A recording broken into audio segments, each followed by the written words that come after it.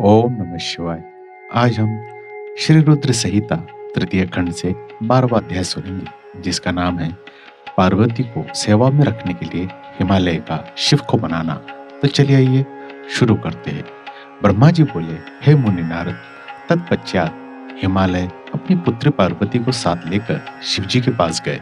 वहां जाकर उन्होंने योग साधना में डूबे त्रिलोकीनाथ भगवान शिव को दोनों हाथ जोड़कर नमस्कार किया तथा इस प्रकार प्रार्थना करने लगे, भगवान, मेरी पुत्री पार्वती आपकी सेवा करने की बहुत उत्सुक है, इसलिए आपकी आराधना करने के लिए मैं इसे अपने साथ यहाँ लाया हूँ। हे प्रभु, यह अपनी दोनों सखियों के साथ आपकी सेवा में रहेगी। आप मुझ पर कृपा करके इसे अपनी सेवा का अवसर प्रदान करें। तब भगवान शिव ने उस परम सुंदरी हिमालय कन्या पार्वती को देखकर अपनी दोनों आंखें बंद कर ली और पुनः परम ब्रह्म स्वरूप का ध्यान करने में निमग्न हो गए। उस समय सर्वेश्वर एवं सर्वव्यापी शिव जी तपस्या करने लगे। यह देखकर हिमालय इस सोच में डूब गए कि भगवान शंकर उनकी तपस्या स्वीकार करेंगे या नहीं। तब एक बार पुनः हिमालय ने दोनों हाथ जोड़कर शिव जी के चरणों में प्रणाम किया और बोले, हे देवादिदेव महादेव भोलेनाथ शिव शंकर, मैं दोनों हाथ जोड़कर आपकी शरण में आया हूँ। कृपया आंखें खोलकर मेरी ओर देखिए। भगवान, आप सभी विपत्तियों को दूर करते हैं। हे भक्त वत्सल्य, मैं रोज अपनी पुत्री के साथ आपके दर्शनों के लिए यहाँ आऊंगा। कृपया मुझे आज्ञा प्रदान कीजिए। हिमालय के वचनों को सुनकर त्रिलोकीनाथ भगवान शिव ने अपने नेत्र खोल दिए और बोले, हे गिरिराज हिमालय, आप अपनी कन्या को घर पर ही छोड़कर मेरे दर्शनों को आ सकते हैं, नहीं तो आपको मेरा भी दर्शन नहीं होगा।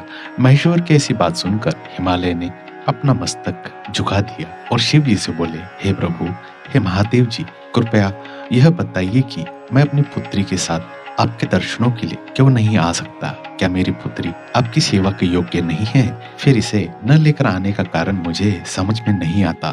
हिमालय की बात सुनकर शिव जी हंसने लगे और बोले, हे गिरिराज, आपकी पुत्री सुंदर, चंद्रमुखी और अनेक शुभ लक्षणों से संपन्न है, इसलिए आपको इसे मेरे पास नहीं लाना चाहिए, क्योंकि विद्वानों ने नारी को माया रूपिणी कहा है। युवतियां ही तपस्वियों की तपस्या में विघ्न डालती है।